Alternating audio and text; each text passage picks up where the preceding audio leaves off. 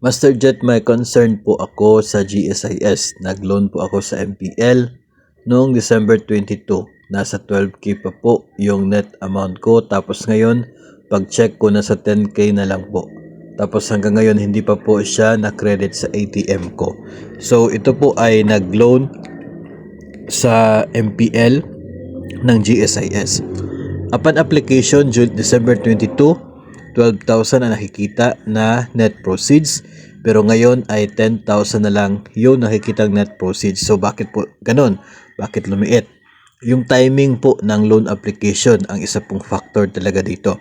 Kasi yung application po ay December 22. Sa rule po ng GSIS, dapat po ang loan ay granted bago pa man ang 23 or up to 23rd of the month para yung amortization will start on the following month. So sa case na ito po, noon nag-apply siya ng December 22, ang first amortization ay January. So yung deduction sa loan na tinatawag nilang advance interest, interest yan ng loan mo habang wala pang deduction sa sahod. So yun po ay December 22 to December 31. Yun lang yung period na yun na mayroong interest na deducted sa loan, kaya 12,000 yung kanya pong net proceeds. Kasi dadaan pa po sa process ng AAO bago darating sa GSIS, assuming na nag-grant yung loan ng December 22. So lumagpas na po siya sa December 23. December 26. Assuming na nag-grant ng December 26.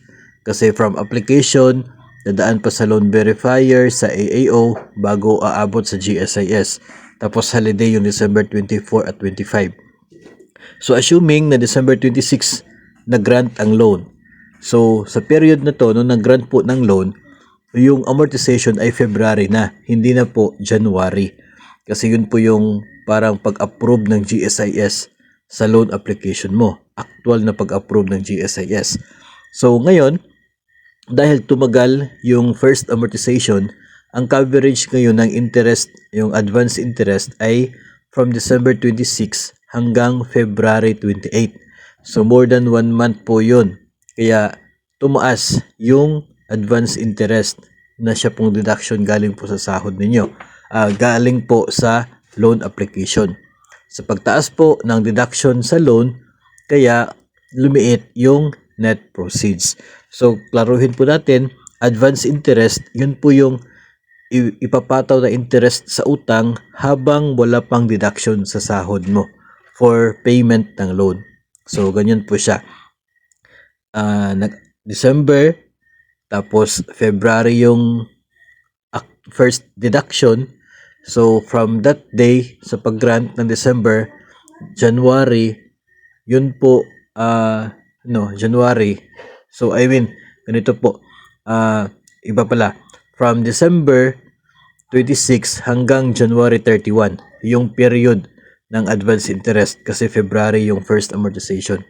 So December hanggang January 31, more than 1 month po yun.